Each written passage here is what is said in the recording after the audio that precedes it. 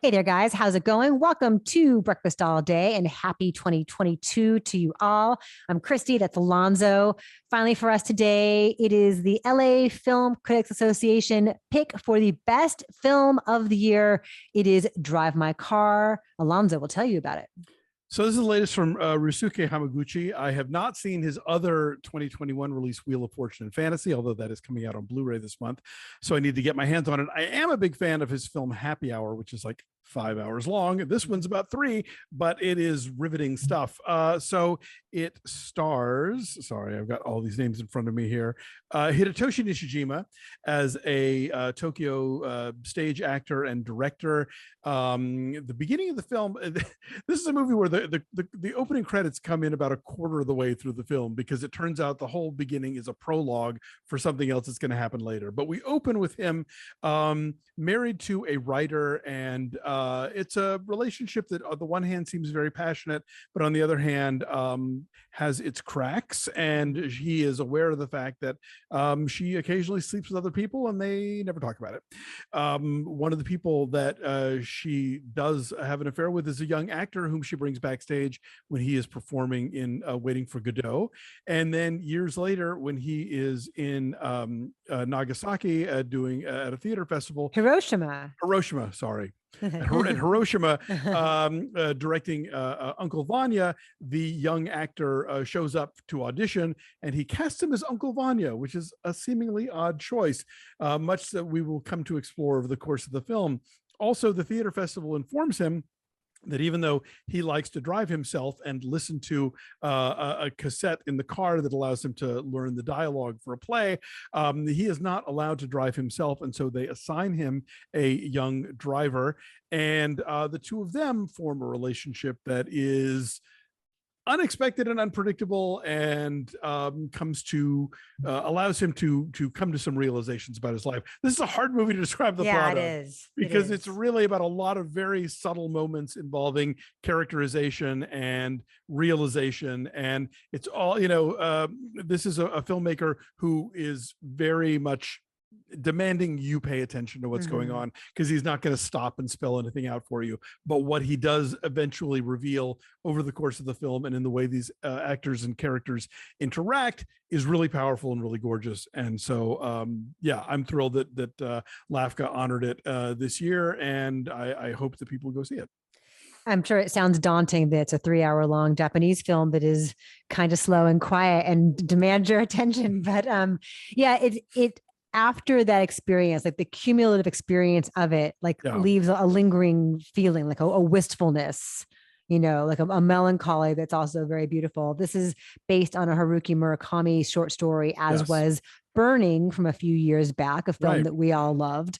And there is a constant change in tone that is so subtle, like a shift that will happen within a scene, within a moment, where you think it's just a quiet dinner maybe, but then there is an emotional confession that changes things, where there's like an undercurrent of danger that you didn't realize was there, but like all of a sudden sneaks up on you.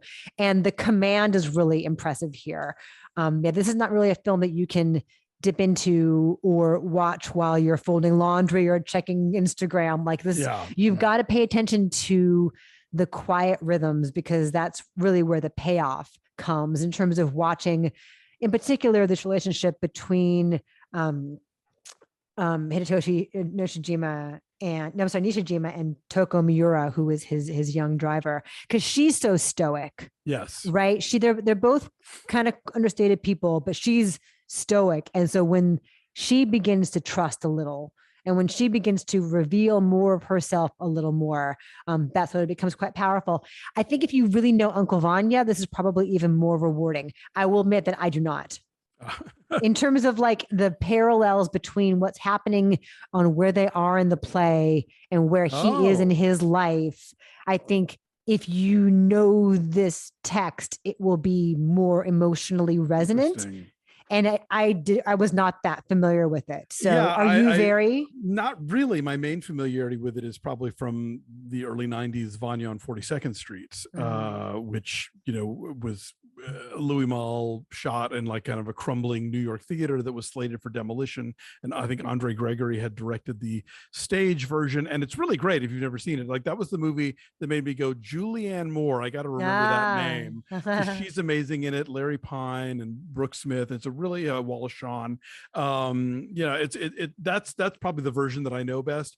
I should probably brush up on my Chekhov if I'm going to watch this movie again, because that's interesting. I didn't really know about those parallels, but no, I'm assuming that there must be. I'm assuming probably. That like him doing Uncle Vanya is not random. Sure, yeah, no, this is definitely the kind of film where nothing is accidental, probably, and really even Waiting for Godot in terms of like this movie has such a slow burn to it, and lines have to be sort of read into. I could see where that would be a thing that happens. Yeah, this is it's a hard movie to describe, but I think if you take a chance on it and really commit to the experience of watching it, there's a lot to be gleaned here. One thing too that's really cool about this is that this director, the director that Hidetoshi Nishijima plays, is known for staging these productions that are in different languages. Yes. Right. So he's auditioning actors who are perhaps Chinese or Korean. One woman is deaf and is signing in Korean sign language.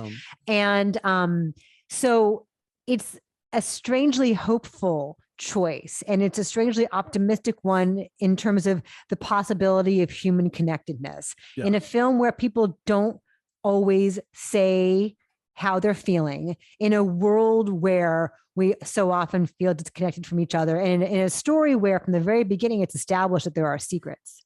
Yes. The way that he brings together all the different languages, and then once you see the production, you see how it works, where they have like titles up on like when you go see the opera, right? Like they have titles, explaining what's happening in every language. There is a strangely understated feeling of unification and hope that comes from that artistic choice. Yeah, because you're right. At its root, this is a film about communication in a lot of ways. And so the idea that can be accomplished when it's seemingly impossible is absolutely an optimistic one. So yeah, this is making its way into theaters. It won the LA and New York Film Critics Award this year. So if it comes near you should absolutely check it out. I'm going to say a 9. I'm saying 8. Our number is 8.5. Drive My Car will be out there in the world at some point. Yes. So keep an eye out for it. Thanks for watching, you guys. Like this video, subscribe to our YouTube channel. Check us out at BeFastAllDay on Twitter, Instagram, and Facebook, and do visit our Patreon page at patreon.com/BeFastAllDay. We're currently taking votes in our monthly off the menu selections. We're going to be reviewing one of the great films from Peter Bogdanovich, who we lost this week. You can also get videos like this with no commercial interruption and our TV recaps. Right now, we're talking about Disney Plus's The Book of Boba Fett, and there's a lot of exciting stuff coming up soon that we'll be getting into, so you don't want to miss that. Patreon.com/BeFastAllDay. Thanks for watching. Have a good week, everybody. We'll see you next time. Bye guys.